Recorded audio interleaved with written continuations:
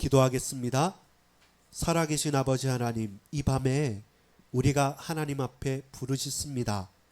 길을 막고 외면하지 않으시고 우리의 작은 신음 가운데서도 우리가 간구하지 못하는 것까지 우리 심령을 통촉하사 모든 것들을 아시고 모든 것들을 붙드시고 모든 것들을 역사하시는 하나님 아버지, 그 주님의 존전에 나아가오니 우리와 함께 하시고 나에게 역사해 주옵소서. 하나님, 모든 죄악을 숨기지 않고 주님 앞에 토로하오니 주께서 이 죄짐에서 우리를 자유케 하시고 하나님 앞에 찬양할 수 있도록 주여 참된 자유와 행복과 기쁨, 참된 복음을 누릴 수 있도록 우리 주는 우리 인생을 완전히 변화시켜 주옵소서. 주께서 이 밤에 함께해 줄 믿고 감사드립니다. 예수 그리스도 이름으로 간절히 기도 올리옵나이다. 아멘. 여러분 반갑습니다. 오늘 밤에 우리가 함께 나눌 말씀은 그 제목이 시편 32편 1절로 11절까지의 말씀으로 악인의 슬픔과 의인의 기쁨입니다. 우리가 자칫 잘못하면 악인이 기뻐하고 의인이 슬퍼하는 것처럼 우리가 볼 때는 보입니다. 그러나 진정으로 그 영혼의 깊은 것을 살펴보면 그 악인들은 그가 겉으로는 웃고 있고 겉으로는 기뻐하고 있고 겉으로는 기쁘다고 외치지만 사실 그 영혼은 죄짐에 억눌려 있는 겁니다. 반대로 세상 사람들이 볼 때는 그 의인들이 고난을 당하고 고통을 당하는 것처럼 보일 수 있습니다. 실패한 것처럼 망하는 것처럼 보일 수 있으나 그러나 그 영혼에 하나님께서 치유하시고 참된 자유를 주시면 그 기쁨은 세상이 감당하지 못하고 세상이 상상하지 못할 지극히 높은 참된 감사와 기쁨으로 바뀌어지는 것이죠. 그래서 의인은 기뻐할 수 있습니다. 그리고 기쁘기 때문에 찬양할 수 있습니다. 그리스도 예수로 구원받은 저와 여러분은 노래할 수 있고 찬양할 수 있고 기뻐할 수 있고 감사할 수 있습니다. 반대로 하나님을 떠난 자들은 그 자체가 저주요, 그 자체가 죄악이요, 그 자체가 허물인 것입니다. 여러분 오늘 본문 1절에 보면 허물의 사함을 받고 자신의 죄가 가려진 자는 복이 있도다, 이렇게 시편 32편 1절에 말씀합니다. 허물과 죄라는 것이 나왔어요. 허물이 뭐냐면 하나님을 공개적으로 적대시하는 겁니다. 하나님 싫다라는 겁니다. 그것이 우리의 허물인 것이죠. 그 허물의 사함을 받지 못하는 자는 구원을 받지 못하고 그 고통에서 빠져나올 수 없습니다. 또한 죄라는 것은 뭡니까? 죄라는 것은 그 행동 자체가 방향이 틀려진 것이죠. 여러분 우리가 자세히 생각해 보면 허물과 죄로 죽었던 너희, 이렇게 에베소서에 말합니다. 이렇게 말하고 로마서 3장 20절이나 10절이나 23절에 보면 율법으로 구원을 받지 못하고 모든 인류와 모든 사람은 죄를 범하였음에 하나님의 영광에 이르지 못한다고 말하죠. 그것이 인간의 실존입니다. 우리의 현 상태입니다. 죄라는 것이 잘못했을 때만 있는 것이 아니라 두 가지라고 말했습니다. 하나는 뭐였죠? 허물. 허물은 말 그대로 적극적인 거죠. 하나님이 싫고 대적하고 거부하는 겁니다. 근데 죄라는 것은 뭡니까? 잘 표가 나지 않습니다. 근데 상태예요. 어떤 상태냐면 하나님과 뜻이 안 맞아요. 그럼 우리는 어떻게 생각합니까? 뭐 쓰레기를 버리지 말라, 중앙선을 침범하지 말라, 무슨 불법적인 행동을 했을 때 그 죄가 있다, 이렇게 말하죠. 그런 죄와 또 허물, 적극적으로 아주 악한 일을 했을 때 그런 허물과 죄만 생각하는데 우리의 상태 자체가 아무리 노력해도 아무리 최선을 다해도 우리 스스로의 의로서 그 죄에서 벗어날 수 있느냐면 no. 그 허물에서 자유함을 얻을 수 있냐면 no인 것입니다. 그래서 허물과 죄로 죽었던 우리들입니다. 근데 거기에서 생명의 성령의 법으로 우리를 구원하시고 살리신 것입니다. 그래서 오늘 저와 여러분이 첫 번째 기억해야 될 것은 허물에 머물지 말라는 것입니다. 오늘 본문 1절은 허물에서 사함을 받았다고 말합니다. 그 죄에서 가려졌다고 말합니다. 여러분 사함받았다, 가려졌다는 말은 뭐냐면 이 사함을 받았다는 말은 이런 거예요. 이 펜 있지 않습니까? 종이 있지 않습니까? 내가 허물을 가지고 있고 이 펜을 가지고 있습니다. 사함을 받다는 말은 뭐냐면 계속 가지고 있는 것이 아니라 그걸 머리 위로 들어서 던져버렸다는 말입니다. 그것이 저와 여러분이 해야 될 첫 번째입니다. 허물에 머물지 말고 죄에 드러나지 말고 허물에서 그 허물을 들어서 내 머리 뒤로 내 등 뒤로 확 던져버린 겁니다. 그러면 그것과 내가 상관이 있습니까? 없죠. 근데 허물을 안고 있고 그걸 사모하고 있고 그걸 붙들고 있고 그러면서 나는 허물과 관계없다고 말할 수 있냐면 그럴 수 없죠. 말로는, 행동으로는, 그리고 다른 사람 앞에서는 관계없다 관계없다 관계없다 하지만 실제로 저와 여러분의 가장 죄가 허물이 딱 붙어 있고 그 영향력 속에 있으면 나도 모르게 하나님의 영광에 이르지 못하는 것입니다. 자, 우리가 착각하지 말아야 될 게 뭐라고 했습니까? 허물에 머물지 말라 했죠. 저는 죄를 안 짓는데요. 제가 무슨 죄를 지었습니까? 무슨 허물입니까? 나 성경도 읽고 헌금도 하고 예배도 잘 드리는데요 라고 우리는 생각할 수 있지만 하나님의 거룩 찬란한 영광 속에서는 단순하게 하나님을 적대하고 하나님과 방향을 안 맞는 것이 아니라 하나님께서 우리에게 준 그 축복과 그 은혜 속에 준행하고 딱 달라붙어서 허물이 죄악이 우리를 달라붙어서 꼭재면서 있는 것이 아니라 하나님의 말씀과 은혜가 저와 여러분의 귀에 딱 붙어서 우리를 이끌어가지 않으면 우리가 호흡하는 것, 우리가 생활하는 것, 우리가 기도하는 것, 우리가 살아가는 그 모든 것들이 과연 거룩할까요? 과연 하나님의 영광과 우리가 통할 수 있을까요? 불가능한 것이죠. 그래서 우리가 생각하는 죄나 허물이라는 개념 자체를 잘 생각해야 됩니다. 내가 무슨 행위를 해서 잘못했다는 게 아니라 단 한순간도 저와 여러분이 하나님의 은혜와 그 말씀에서 벗어나 있고 그와 상관이 없다면 저와 여러분 호흡 자체가 죄일 수밖에 없는 겁니다. 그 상태에서 벗어날 수 없는 겁니다. 그래서 우리는 어떤 믿음이 있습니까? 이 육신의 한함을 제한을 잊고 있지만 그래서 계속 죄와 허물의 영향력 속에 있지만 그럼에도 불구하고 하나님의 막대한 은혜와 그 복음이 저와 여러분의 생각과 마음을 변화시킨 것이죠. 그렇기 때문에 우리를 주만 바라보고 주께 붙들림 바 되어져서 하나님께서 저와 여러분의 허물을 내가 내 허물을 뜯어내 가지고 던져버리는 것이 아니라 주께서 저와 여러분의 허물을 끌어내서 내 등 뒤로 내 머리 위로 쭉 들어서 던져버린 겁니다. 그리고 내가 스스로 부끄러움을 가리는 것이 아니라 하나님께서 너는 죄 없다고 도장을 꽝꽝 찍어주는 것이 뭡니까? 칭의, 의롭다고 칭하다, 도장을 땅 찍었다 이런 겁니다. 그래서 죄를 가리우는 것은 저와 여러분이 가릴 때는 문제가 됩니다. 내가 내 죄악과 사람이 사람의 문제를 가리는 것은 결국은 어떻습니까? 드러나게 돼요. 지금 드러나지 않으면 나중에는 어떻게 드러납니까? 더 썩어버리고 더 골마서 손쓸 수 없을 정도가 돼서 가장 문제가 있을 때 드러나서 그때는 사단이 나버린 거죠. 근데 하나님께서 은혜를 주셔서 그 죄악과 허물에 머물지 않고 하나님이 주신 사하심과 하나님이 가려주심과 덮으심이 있으면 눈이 많이 왔지 않습니까? 저기 보면 안에 더러울 수도 있고 뭐 먼지도 많은데 근데 눈이 싹 덮여버리면 어떻습니까? 새하얀 겁니다. 안 보이는 거죠. 우리가 아무리 찾아봐도 사람들은요 눈을 찡긋하면서 그리고 째려보면서 뭔가 하나라도 틈이 없느냐라고 우리 대적들은 그렇게 찾는 겁니다. 시편의 전부가 그런 겁니다. 대적들이 나를 죽이려 하나이다. 나를 붙들습니다. 근데 내가 어떻게 삽니까? 라고 할 때마다 그 시편 기자가 기도할 때마다 하나님께서 내가 너를 구원하였고 내 손으로 너를 붙들어 줬다라는 겁니다. 오늘 본문이 어떤 이야기를 품고 있습니까? 시편 51편과 연결되어지는데요. 무엇이냐면 다윗의 심각한 죄악이 무엇이겠습니까? 다윗의 가장 큰 실수 두 가지 중에 하나가 뭐겠습니까? 하나는 말년에 인구 조사를 해서 그 며칠 상간에 전 백성들이 다 죽습니다. 많이. 그리고 그 앞에 뭐였습니까? 우리아의 아내 밧세바를 취한 사건입니다. 근데 여러분 전 공평하지 않다고 생각해요. 밧세바 사건이 아니라 다윗의 간음과 살인 청부 사건이에요. 실제로는 다윗의 죄악입니다. 근데 그 다윗이 그 앞에서 처음에는 부정합니다. 나단 선지자가 책망했을 때도 어떻게 그런 일이 있을 수 있느냐 하고 스스로를 속이고 선지자를 속이고 다른 사람들을 속입니다.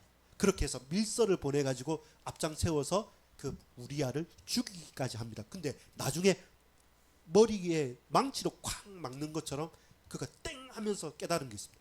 아, 내가 왕으로서 왕의 권세를 쓸 수 있을 만큼 다 써가지고 저 아리따운 여인을 저 충성된 부하인 우리아를 죽이고 취하는 것이 그 근처에 있었던 다른 왕들은 비일비재한 일들입니다. 근데 다윗은 그 이방 왕이 아니고 하나님을 왕으로 고백하는 하나님의 종으로서 그는 하나님 앞에 기도했고 하나님의 앞에 엎드렸고 하나님 앞에 찬양했고 하나님의 이름을 붙들고 여호와 이름을 붙들고 전쟁을 했던 다윗은 그런 왕이 아니었잖아요. 다윗의 특징은 뭡니까? 하나님의 음성을 듣는 귀 기울이는 왕이었는데 다윗이 인구조사와 그리고 우리아의 아내 바세바를 취하고 우리아를 죽일 때는 단 한 번도 그 중간중간에 찬양과 기도와 하나님과 교통했다는 소리가 드러나지 않습니다. 그때마다 뭐냐면 유유자적하게 그 궁정 위를 막 돌아다니고 그리고 사람들한테 말하고 그 존머리를 막 써가지고 어떻게 하면 표나지 않게 들키지 않을까 하면서 계속 자기 죄를 덮고 덮은 겁니다. 근데 마지막에 하나님께서 그에게 깨닫게 하실 때 그때 다윗이 뭡니까? 하나님 앞에 토로하는 거죠. 여러분, 내가 나의 허물과 죄를 다른 누가 나의 허물과 죄를 덮으면 덮을수록 더 골마지고 더 부패하고 더 타락하고 더 문제가 크게 돼서 나중에 손 쓸 수 없을 때 드러납니다. 근데 우리가 부끄럽고 우리가 연약하지만 하나님 앞에 내 죄를 드러낼 때 하나님께서 덮으시는 겁니다. 그거는 내가 정죄할 수도 없고 다른 사람도 정죄할 수 없게 되는 겁니다. 다시 말합니다. 허물에 머무르지 마십시오. 하나님 앞에 토로하고 하나님 앞에 무릎 꿇고 하나님 앞에 드러내는 것입니다. 보세요. 그것이 뭡니까? 자복하는 자랍니다. 스스로 하나님 앞에 회개하고 돌이키는 자. 근데 자복하는 그 자에게 하나님께서 위로하시고 힘주시고 치유하시면서 그의 죄를 덮으신 것이죠. 그의 허물을 사하신 거예요. 던져버리고 그리고 덮어주시는 것입니다. 우리는 그 위로와 그 근본적인 치유와 해결을 찾아가야 될 것이지 사람이 말하는 것처럼 돈으로 내 권위로 힘으로 내 능력으로 덮으면 덮을수록 결국 더 큰 문제가 계속됩니다. 그래서 허물에 머물지 말고 누가 자복하는 자가 복이 있다는 겁니다. 여러분 허물에 머물고 있으면 어떻게 되냐면 여러분 3절 4절 5절에 보면 내가 입을 열지 아니할 때에 종일 신음함으로 내 뼈가 새하였도다. 보세요. 스스로 하나님 앞에 자복하지 않고 그걸 꽁꽁 싸매고 내가 말하지 않을 때 그때 그 죄라는 것은 내가 알든 모르든 죄의 책임과 죄책과 죄짐이 저와 여러분을 옥누르는 거예요. 그러니까 내 뼈가 쇠진한 거죠. 마치 큰 돌덩어리와 큰 뭐 몇 톤짜리 그 큰 쇳덩어리가 저와 이를 꽉 누른다 생각해 보십시오. 그럼 뼈가 세신해지고 꽉 마르게 되는 것처럼 그 죄책과 죄짐이 어느 순간 내 영혼을 영적인 침체로 확 끌고 가는 거죠. 우리가 그래서 죄라는 것이 무섭고도 또 아주 예민한 게 뭐냐면 뭔가 내가 잘못했다 뭐가 문제가 됐다고 알면 고칠 수도 있고 회개도 할 건데 실제로는 그것보다 그렇지 못한 게 많아요. 보세요. 죄라는 것이 허물과 죄에서 하나님 대적하고 잘못한 것뿐만 아니라 하나님과 동행하지 않으면 우리의 생각하는 것 상상하는 것 자체가 나도 모르게 반대 방향으로 가버린 거죠. 그러니까 그것조차도 죄이기 때문에 하나님의 은혜 속에서 내가 벗어났기 때문에 그 죄의 짐이 저와 얘를 확 누르는 겁니다. 그러니까 나도 모르게 왜 이러지 하면서 내 온몸이 내 뼈가 쫙 진액이 빠질 정도로 그렇게 새하얘져. 그때가 언제입니까? 내가 입을 열지 아니하였을 때. 우리가 덮을 때, 우리가 숨을 때, 하나님의 은혜가 없을 때 저와 여러분 알게 모르게 영적인 깊은 침체 속에서 죽어가는 것이죠.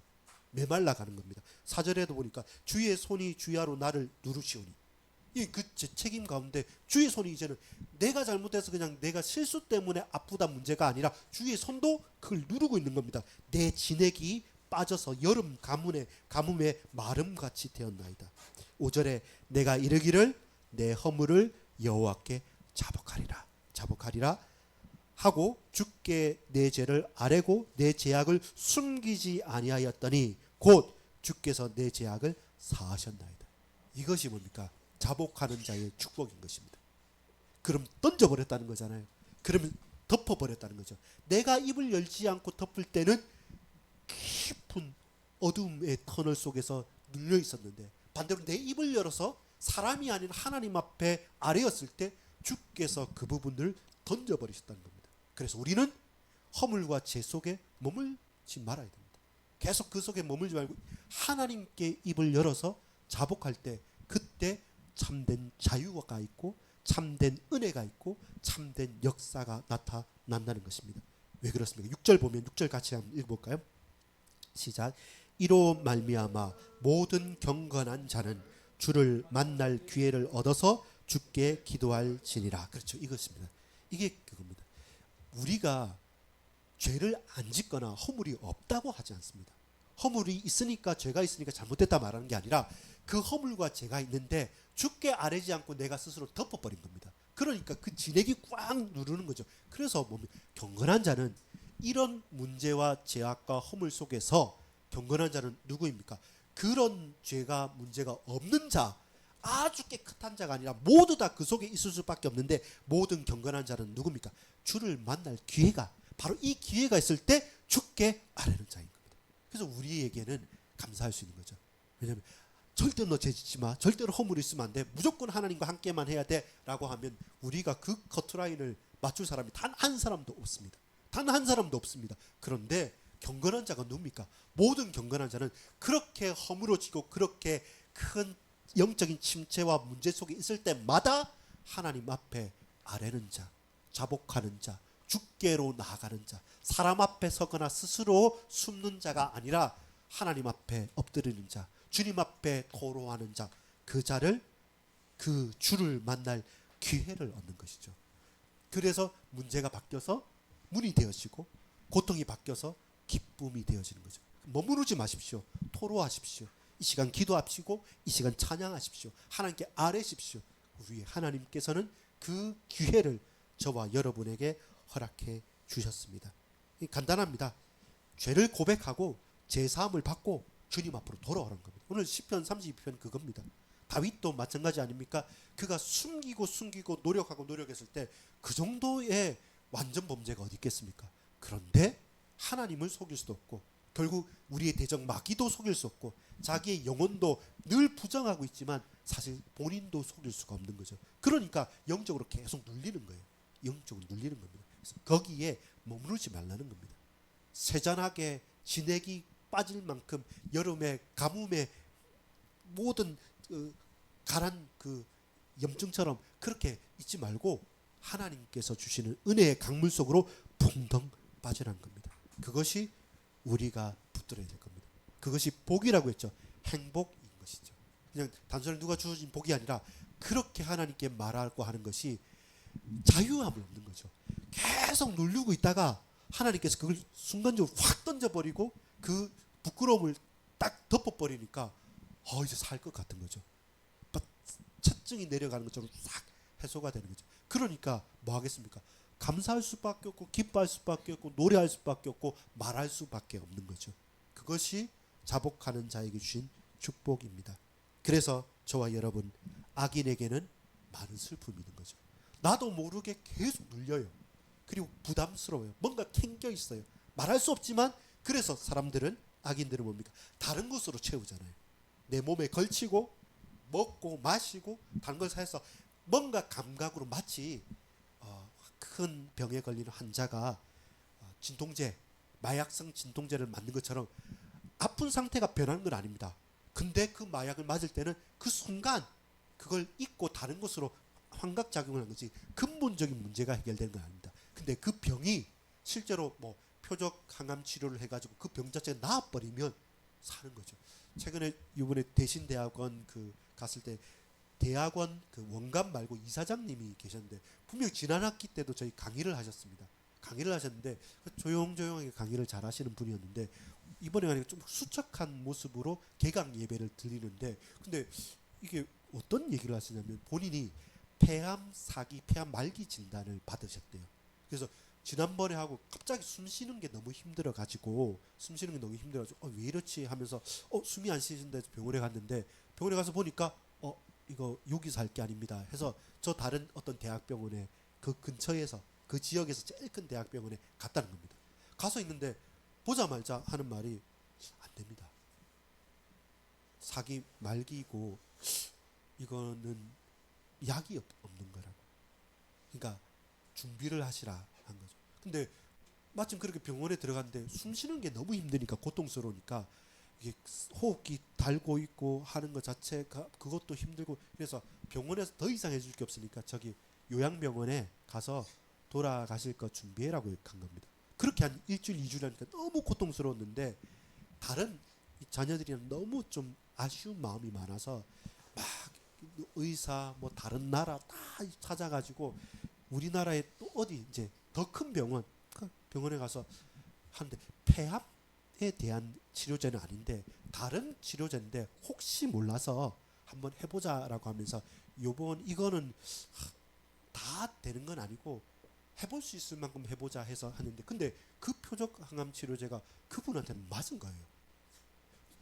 전혀 숨 쉬는 것 자체도 힘들고 했는데 그 약이 어쨌든 그분한테 맞으니까 이번에는 그 한 달 전에 사형 선고 내려가지고 이제 돌아가실 거니까 다 가족들 준비하라고 유언장 썼던 그래서 지금 통장도 없대요. 통장번호 다 정리하는 그렇게 했는데 근데 그 이상하게 그 치료제는 본인한테 맞아서 이번에 강의하러 오셨더라고요. 그러니까 우리가 어떻게 할 수 있는 그 의사가 첫 번째 병원이 잘못한 것도 아니고 그 의사가 잘못한 것도 아니고 지금 다음 의사가 잘한 것도 아니고 그게 맞았던 거예요. 숨을 쉬지 못할 때 거기서 해방됐을 때 살겠다는 거죠. 끝까지 이건 해결이 안 되는 건데 근데 거기서 해방받으니까 지금 조금 요양하면서 아직 완치된 건 아니니까요. 근데 그 문제 자체가 해소가 됐을 땐 이후부터는 살 것 같다는 거예요. 완전히 이제 삶이 새롭게 보이는 것이죠. 저 통장 없습니다. 저 모든 것 다 없습니다. 다 정리했는데 근데 어떻게 살았으니까 하나님 이 얼마 살지 모르겠지만 이 남은 인생 나 아무 생각 없이 왜냐면 모든 거 후임해가지고 다 교회도 다 해서 다 사임까지 끝냈단 말입니다. 이제 돌아가신다고. 그런 경우도 있나 싶으면서 앞에서 본인이 그렇게 분명히 몇 개월 전에 받고 또 뵙단 말입니다. 여러분 우리에게 있어서 저와 여러분의 삶에 있어서 이 죄짐이란 것, 깊은 눌림이란 것, 그 압박감이란 것, 그것은요 채우고 꾸미고 한다고 해서 사라지냐면 안 돼요. 그래서 악인은 슬플 수밖에 없습니다. 기뻐 보여도 그 말 있지 않습니까? 웃어도 웃는 게 아닌 거죠. 우리는 그 웃음에 그 연봉에 그 통장에 찍힌 동그라미 때문에 야 행복하겠다 걱정이 없겠다 좋은 직장이지 않냐 부자나 이렇게 생각하지만 그러나 그가 웃는 게 아닌 겁니다. 왜냐하면 그 깊은 침체란 것은 하나님으로부터 외면받았다는 것은 그 어떤 것으로도 그 영혼의 가람은 채울 수 없습니다. 반대로 사람들이 볼 때는 나를 무시하고 그 죄짐이 크다고 하고 친구들도 나를 업신여기고 내 같이 사는 내 동기도 형제 자매도 나를 모른다 하지만 근데 하나님께서 내가 너를 안다라는 겁니다. 내가 너를 붙들었다는 겁니다. 내가 그 가람에서 채워주겠다는 겁니다. 다만 뭡니까? 그 허물과 죄에 머물지 말라는 겁니다. 나에게 나오고 내게 말해라. 계속 이제 어떻게 하면 이 치유와 해방과 자유와 기쁨을 줄까 계속 준비하고 계신 거죠. 우리가 입술을 벌려 주님 앞에 나가서 내 죄악을 토로할 때 그리고 돌이킬 때 모든 것을 딱 준비하고 계시는 그 하나님을 왜 스스로 외면하고 왜 그 저주와 멸망의 길에서 벗어나지 않느냐는 겁니다. 10절 11절 마지막으로 우리 결론을 맺겠습니다. 10절 11절입니다. 시작. 악인에게는 많은 슬픔이 있으나 여호와를 신뢰하는 자에게는 인자하심이 들으리로다. 여호와의 인자하심이 여호와의 사랑하심이 충만하게 두른다는 거죠. 11절입니다. 너희 의인들아 여호와를 기뻐하며 즐거워할지어다. 마음이 정직한 너희들아 다 즐거이 외칠지어다. 이렇습니다. 아무리 좋은 것을 먹고 아무리 편안한 것을 하고 아무리 그 최고급 호텔의 스위트룸에 있다 할지라도 마음이 불안하고 눌려 있으면 좌불안석이죠. 바늘 위에 서 있는 거죠. 근데 반대로 정말로 볼품없고 정말로 춥고 문제가 있다 할지라도 하나님께서 내가 너와 함께 있다라고 한다면 그 기쁨을 즐거워해라 기뻐해라 찬양해라 왜 찬양 안 하고 왜 기뻐 안 하냐 이게 아니라 넘치는 터져 나오는 기쁨과 환희와 영광과 찬송이 내 입에서 터져 나오니까 이걸 누가 막을 수 있는 겁니까? 그래서 의인의 기쁨 그리고 악인의 슬픔, 그것은 근본적인 것입니다. 오늘 저와 여러분을 그 더 이상 허물과 죄 속에 머무르지 않고 주께서 우리를 부르시는 것입니다. 그 부르심에 저와 여러분 화답하는 것입니다. 하나님, 나 그런 사람입니다. 근데 이런 나까지도 주님 십자가 지시고 나를 구원하신 것 맞습니까?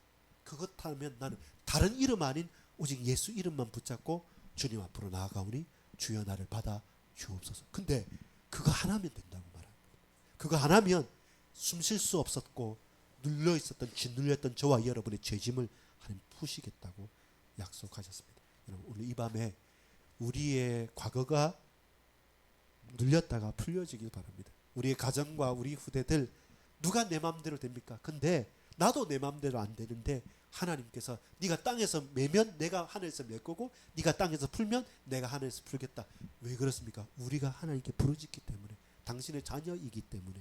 그 참된 자유와 기쁨과 찬양이 넘치는, 주께 자복하고 참된 행복의 길로 걸어가는 우리 모든 반석의 권속들 다 되어지기를 간절히 소망합니다. 기도하겠습니다. 같이 기도합시다. 하나님, 우리에게 은혜를 베풀어 주옵소서. 모든 죄악과 저주와 멸망과 고통과 슬픔 속에, 그 허물과 죄 속에 머무르지 않고 하나님의 은혜 속에, 주의 부르짖음 속에 주님 앞에 나아가오니 주여 우리에게 은혜를 베풀어 주시고 우리의 음성을 붙들어 주시고 우리가 토로하는 이 입술의 고백들을 주님 인도해 주시옵소서. 같이 기도하겠습니다. 아버지 하나님, 감사를 드립니다. 이 밤에 우리를 붙들어 주시옵소서.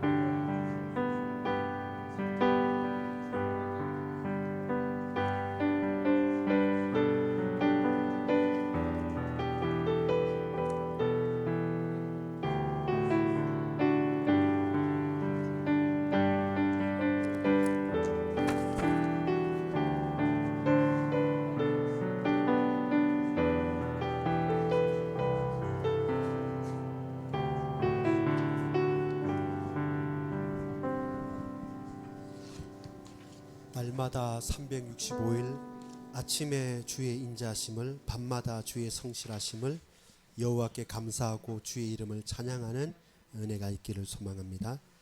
아침에 주의 인자하심을 나타내시며 밤마다 주의 성실하심을 베품이 좋으나이다. 우리 같이 찬양하겠습니다.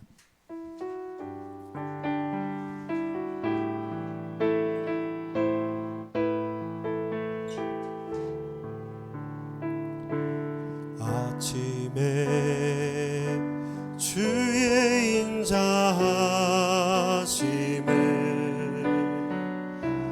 나타내시며 밤마다 주의 성실하심을 베품이 좋으나이다.